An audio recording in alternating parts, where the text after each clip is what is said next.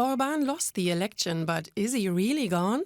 During his 16 years in office, Viktor Orban reshaped the Hungarian state, weakening democratic institutions and placing thousands of allies in key positions. Now, as he is set to leave office, how much influence will he still hold? Let's start with the courts.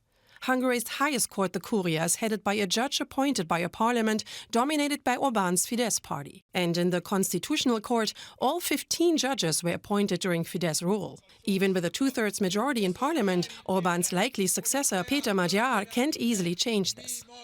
What the new government would be able to do is, for instance, increase the number of constitutional judges and nominate and appoint new constitutional judges, thereby shifting the balance of power within the court. Another key lever, the prosecutor's office, which decides which cases are investigated and prosecuted and has long been seen as aligned with Orban's system.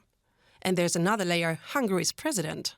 Thomas Súlyog, an Orban ally, was granted expanded veto powers just months ago. He can send legislation back to parliament or refer it directly to the Constitutional Court.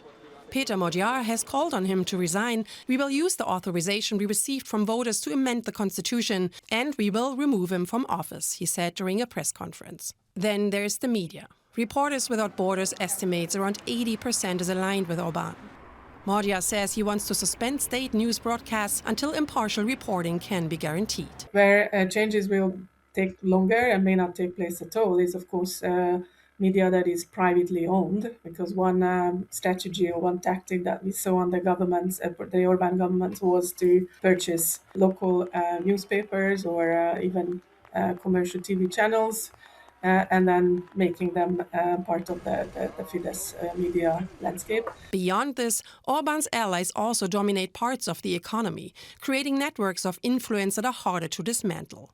And what about Orban himself? He is expected to remain leader of Fidesz, this time in opposition. During the election campaign, his party relied on aggressive tactics, from disinformation to pressure on opponents. Observers now warn those methods could continue to undermine the new government. We can obviously expect Fidesz to do their best to block as much as they can, but with nearly 70% of the seats, there should be kind of a highway at this stage for TISA to proceed with the top priorities on their agenda, including the change of constitution to make sure that no person, prime minister for that matter, can stay in office for more than 2 terms, consecutively or not, which would ban Orban from ever coming back.